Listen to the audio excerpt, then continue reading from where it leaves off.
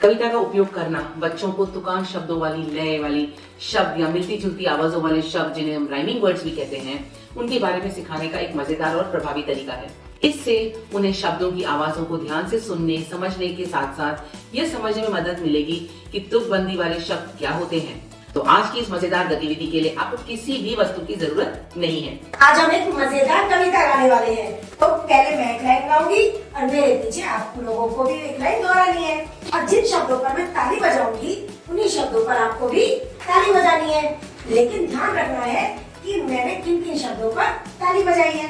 देखो कहाँ से आया बाला, देखो कहाँ से आया बाला, आया पहनकर सुंदर माला, आया पहनकर सुंदर माला, रंग है उसका गहरा काला, रंग है उसका गहरा काला, उसके घर में लगा है ताला, उसके घर में लगा है ताला, कैसे जाएगा वो पाठशाला, कैसे जाएगा वो पाठशाला, यही सोचने लगा प्यारा लाला, यही सोचने लगा प्यारा लाला, तभी उसकी छोटी आई ताला, तभी उसकी छोटी आई ताला, आते ही उन्होंने दरवाजा खोल डाला। आगे उन्होंने दरवाजा खोल डाला।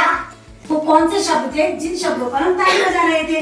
लाला, ताला, ताला, बाला, लाला, खाला।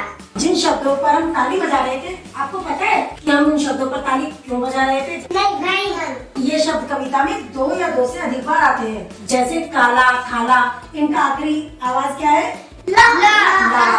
तो इन शब्दों को हम तुकान शब्द कहते हैं। जैसे इस कविता में तुकान शब्द आए हैं, जैसे बाला, माला, इस तरह से और भी तुकान शब्द आप बता सकते हो। माला, पाला, चांद। खेल को और मजेदार बनाने के लिए आप बच्चों को अलग अलग कविता दोहराते हुए तुकान शब्द पहचानने के लिए भी कह सकते हैं, या फिर कोई एक ऐसा शब्द देकर उन्हें और तुकान शब्द बताने के लिए भी कह सकते हैं, फिर चाहे वो सार्थक शब्द हो या बिना अर्थ के हो। बस ध्यान रहे कि बच्चे मिलती जुलती आवाजें यानी तुकान शब्द बता पाए। अब आपको अब से मिलती जुलते तुकान शब्द बताने हैं। तब हम फिर जल्दी मिलेंगे एक नई वीडियो के साथ।